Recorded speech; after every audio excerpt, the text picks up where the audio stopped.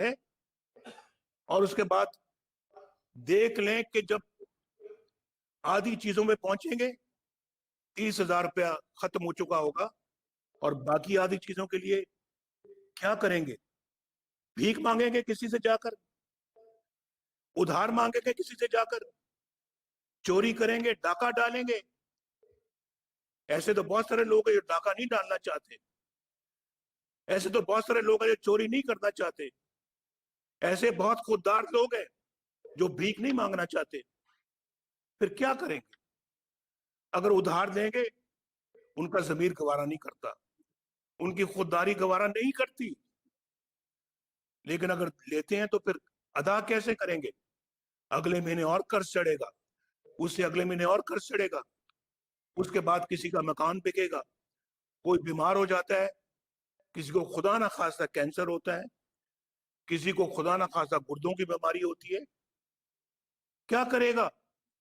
अपना मकान बेचेगा या अपना असासे बेचेगा, और वो अपने जरूरियात को आंसुओं के साथ पूरा करने की कोशिश करेगा।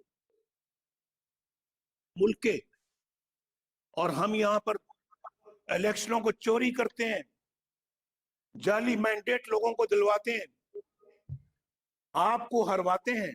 आप जीते हुए थे, आप जीते हुए थे, बहुत सारी सीटों से आप जीते हुए थे,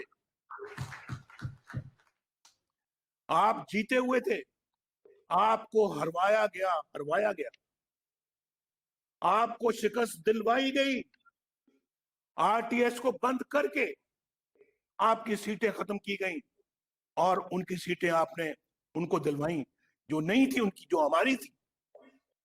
मुझे बताएं, कई हलकों में इस कदर वोट मुस्तरद हुए कि माजी की तारीख में उसकी कोई मिसाल नहीं मिलती। ये बात मैं सच कहता हूं या नहीं कहता? और डबल डबल मोहरें लगी हुई थी।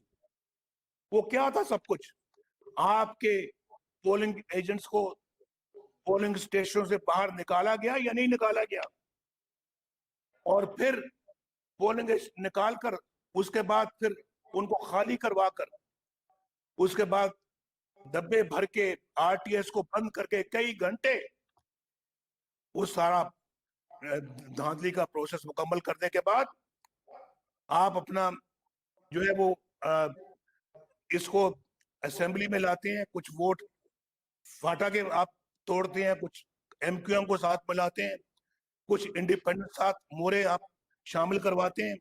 ये ट्रैक्टर वाले कौन लोग थे? कौन थे ट्रैक्टर वाले? जरा बताएंगे। ये ट्रैक्टर वाले वही लोग थे जिनकी मैं बात कर रहा हूं, और जो लाने वाले हैं उनका निशान था, और उनको आप लाते हैं और फिर सिर्फ 4 वोटों से इस सिलेक्टेड को आप वजीर आजम बनाते हैं, 4 वोटों से, फिर भी 4 वोटों से। तो ये हम इतनी आसानी के साथ ये तमाशा देखते रहे और कुछ बोले ना? हम गूंगे तो नहीं है, बहरे तो नहीं है, अंधे तो नहीं है। या तो हम अंधे हैं तो फिर ठीक है, या हम बहरे हैं तो फिर ठीक है, या गूंगे हैं तो फिर ठीक है।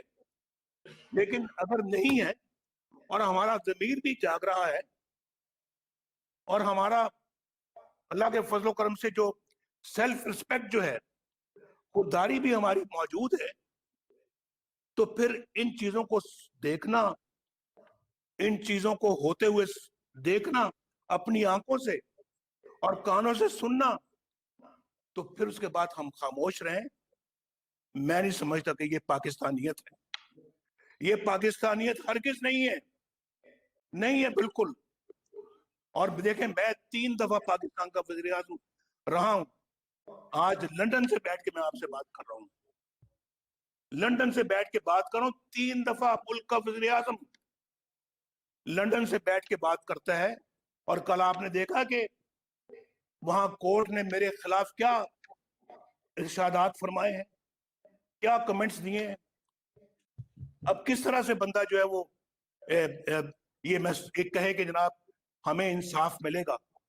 क्या इंसाफ मिलेगा? और पहले क्या इंसाफ मिला है? मोहम्मद बशीर की अदालत से